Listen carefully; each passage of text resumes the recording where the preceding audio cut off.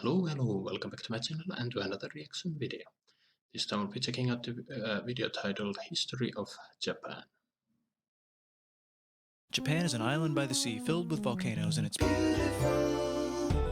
In the year -1 billion, Japan might not have been here. In the year -40,000, it was here, and you could walk to it, and some people walked to it.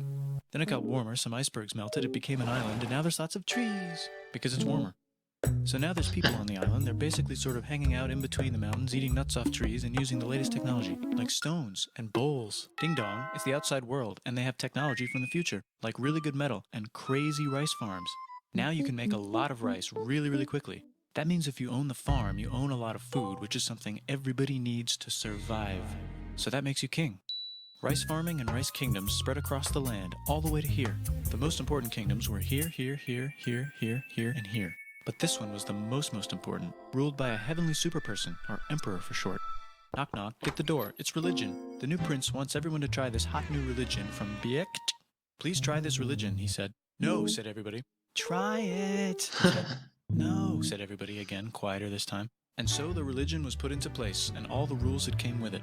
Then the government was taken over by another clique, and they made some reforms, like making the government govern more, and making the government more like China's government, which is a government that governs more. Hi, China, they said. Hi, dipshit, said China. Can you call us something else other than dipshit, said Japan. Like what, said China. How about Sunrise Land, said Japan. And they stole China's alphabet and wrote a book about themselves. And then they made lots of poetry and art and another book about themselves. Then they stopped moving the capital every time the emperor died and kept it in one place for a while, right here.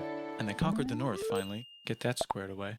A rich hipster named Kukai is bored with modern Buddhism, visits China, and learns a better version, which is more spiritual. Comes back, reinvents the alphabet, and causes art and literature to be great for a long time. And the royal palace turned into such a dream world of art that they really didn't give a shit about running the country. So if you live outside the palace, how are you supposed to protect your shit from criminals? Hire a samurai. Everyone started hiring samurai. Rich, important people hired samurai. Poor people who could not afford to hire samurai did not hire samurai. The samurai became organized and powerful, more powerful than the government. So they made their own military government. Here, they let the emperor still be emperor, but the shogun is actually in control. Breaking news, the Mongols have invaded China. We've invaded China, said the Mongols. Please respect us, or else we might invade you as well. Okay, said Japan. So the Mongols came over, ready for war, and died in a tornado. But they tried again, and had a nice time fighting with the Japanese, but then died in a tornado. Then the emperor overthrows the shogunate. Then the shogunate overthrows him back and moves to Kyoto and makes a new shogunate. And the emperor can still dress like an emperor if he wants, that's fine. Now there's more art. Like painting with less colors, collaborative poetry, plays, monkey fun, tea parties, gardening, architecture, flowers. It's time for who's going to be the next shogun. Usually it's the shogun's kid, but the shogun doesn't have a kid. So he tries to get his brother to quit being a monk and be the next shogun. He says okay, but then the shogun has a kid. So now who's it gonna be?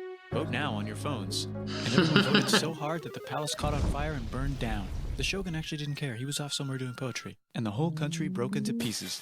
Everyone is fighting with each other for local power, and it's anybody's game. Knock knock, it's Europe. No, they're not here to take over. They just want to sell some shit, like clocks, and guns, and Jesus. So that's cool, but everyone's still fighting each other for control, now with guns. And wouldn't it be nice to control the capital, which right now is puppets, with no one controlling them? This clan is ready to make a run for it, but first they have to trample this smaller clan, which is in the way. Surprise, the smaller clan wins, and the leader of that clan steals the idea of invading the capital and invades the capital, and it goes very well. He's about halfway through conquering Japan when someone who works for him kills him, and then someone else who works for him kills them, and that guy finishes conquering Japan. And then he confiscated everybody's swords, and made some rules. And now I'm going to invade Korea, and then hopefully China, he said, and failed, and also died. But before he died, he told these 5 guys to take care of his 5-year-old son until he's old enough to be the next ruler of Japan. And the 5 guys said, yeah, right, it's not going to be this kid, it's going to be one of us, because we're grown-ups. And it's probably going to be this guy, who happens to be way more rich and powerful than the others. A lot of people support him, but a lot of people support not supporting him. They have a fight, and he wins, and starts a new government, right here. And he still lets the emperor dress like an emperor, and have very nice things. But don't get confused, this is the new government, and they are very strict. So strict they closed the country. No one can leave, and no one can come in. Except for the Dutch, if they want to buy and sell shit, but they have to do it right here. Now that the entire country was not at war with itself, the population increased a lot. Business increased, schools were built, roads were built, everyone learned to read, books were published, there was poetry, plays, sexy times, puppet shows, and Dutch studies. People started to study European science from books they bought from the Dutch. We're talking geography, skeletons, physics, chemistry, astronomy, and maybe even electricity. Over time, the economic and cultural prosperity began to gradually slow down. Knock knock. Oh dear. It's the United States, with huge boats, with guns. Gunboats. Open the country. Stop having it be closed, said the United States. There was really nothing they could do, so they signed a contract that lets the United States, Britain, and Russia visit Japan anytime they want. Choshu and Satsuma hated this. That sucks, they said. This sucks. And with almost very little outside help, they overthrew the shogunate and somehow made the emperor again and moved him to Edo, which they renamed Eastern Capital. They made a new government, which was a lot more Western. They made a new constitution that was pretty Western, and a military that was pretty Western. And do you know what else is Western? That's right, it's conquering stuff. So what can we conquer? Korea. They conquer Korea, taking it from its previous owner, China, and then go a little bit further. And Russia rushes in out of nowhere and says, "Stop, no, you can't take that. We were going to build a railroad through here to try to get some warm water." And Russia builds their railroad, supervised by a shit ton of soldiers. And then when the railroad was done, they downgraded to a fuck ton. Did I say downgrade? I meant upgrade. And Japan says, "Can you maybe chill?" And Russia says, "How about maybe you chill?" Japan is kind of scared of Russia. You'll never guess who's also kind of scared of Russia.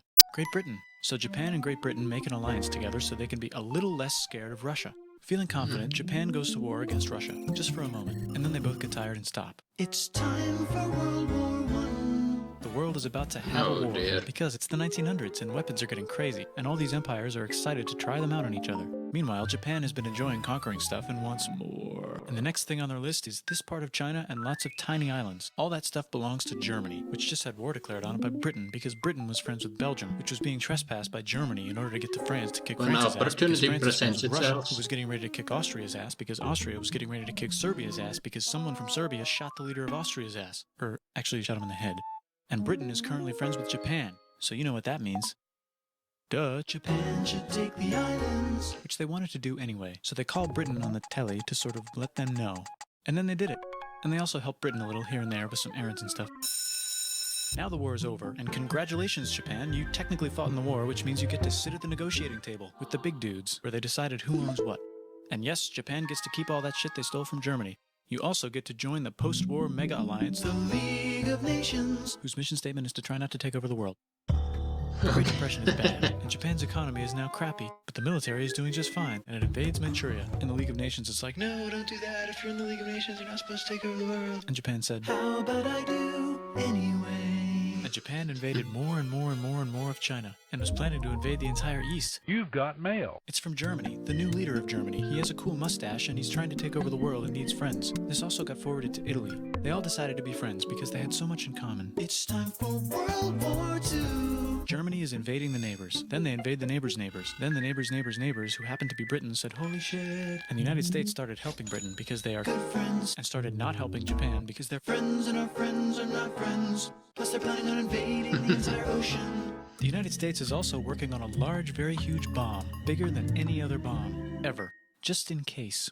But they still haven't joined the war. War looks bad on TV, and the United States is really starting to care about their image. But then Japan spits on them in Hawaii and challenges them to war. And they say yes. And then Germany, as a symbol of friendship, declares war on the United States also. So the United States goes to war in Europe, and they help the gang chase Germany back into Germany. And they also start chasing Japan back into Japan.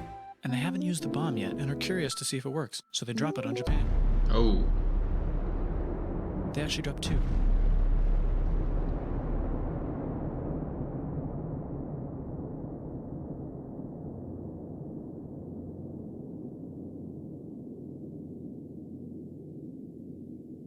The United States installed a new government, inspired by the United States government, with just the right ingredients for a post-war economic miracle. And Japan starts making TVs, VCRs, automobiles, and camcorders as fast as they can, and also better than everybody else. They get rich, and the economy goes wild, and then the miracle wears off. But everything's still pretty cool, I guess. Bye.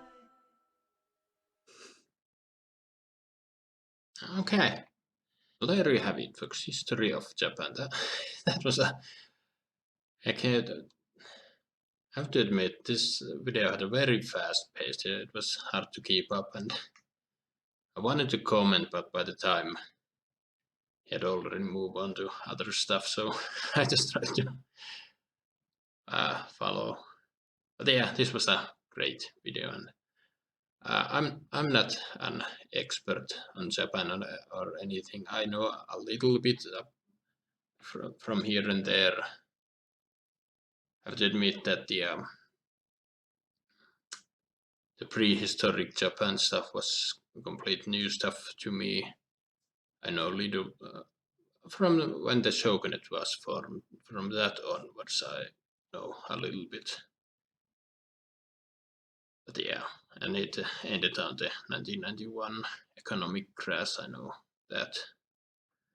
Again, I know very little, but definitely need to start reading up on things.